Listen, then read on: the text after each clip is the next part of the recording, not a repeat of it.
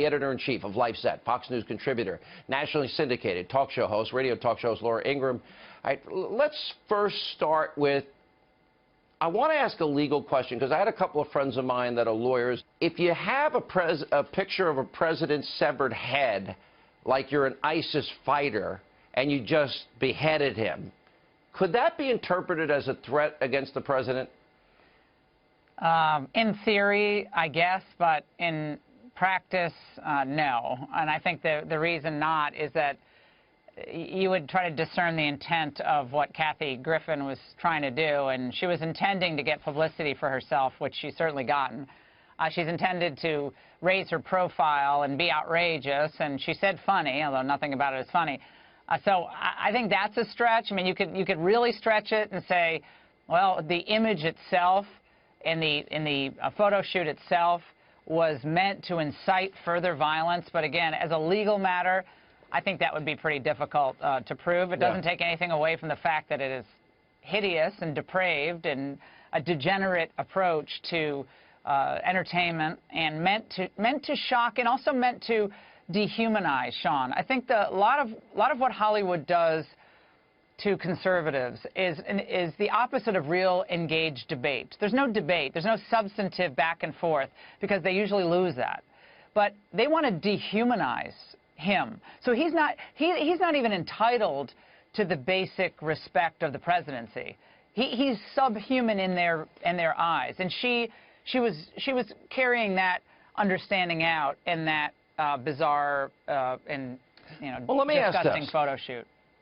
All right, so TMZ reports that Barron Trump saw this. Any 11-year-old kid is going to be upset by it. But the left's silence, I mean, they claim that they have a monopoly of compassion on gays, lesbians, women's rights, and they always accuse Republicans of being racist and sexist. How do they stay silent when the First Lady has been attacked, as she has, Ivanka, as she has? By the way, you and Kellyanne, as you have both been.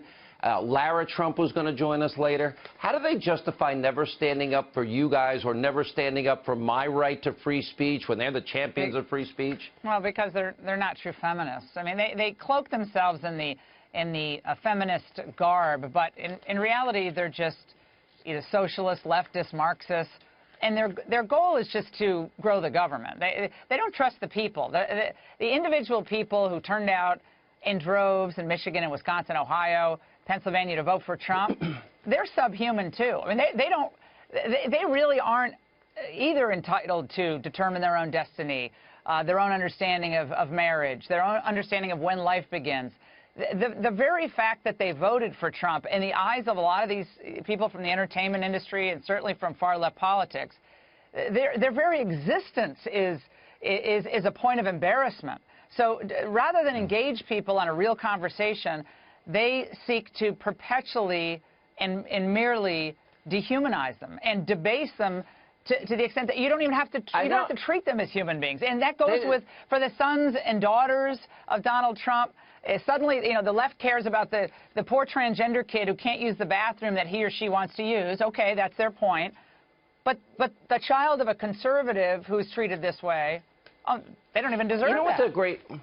If any conservative had attacked Malia and Sasha that way, and God forbid they ever would, never work again. And that also gets to, or if any conservative woman that was running for president took money from Sharia countries that abuse women, gays, lesbians, Christians, and Jews, and they claim that they have the monopoly of compassion for these groups.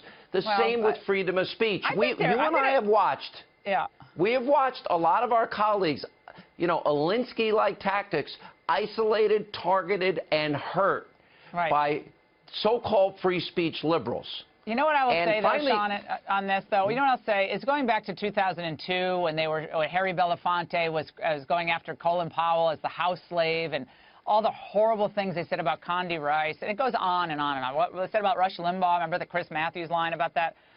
I don't think that's gotten them very far. I really don't. I think most reasonable people see these tactics as tactics of utter Hey, Laura, desperation. conservatives They're gotten diabolical. fired because of conservatives have gotten fired, and shows have been damaged significantly because of these organized attacks because they don't like what people say. Conservatives have to do the same thing in response. We can sit around and whine and moan about how unfair this is, and it is. It's gross. It's awful. But until people start standing up and say, you know something, I don't tolerate what you're doing. I don't agree with it, and I'm actually not going to buy your products. I'm not going to support, your economic partners or your business partners. I'm not going to do it. Money does talk at some point. All right, Laura Ingraham, as always, thank you for being with us.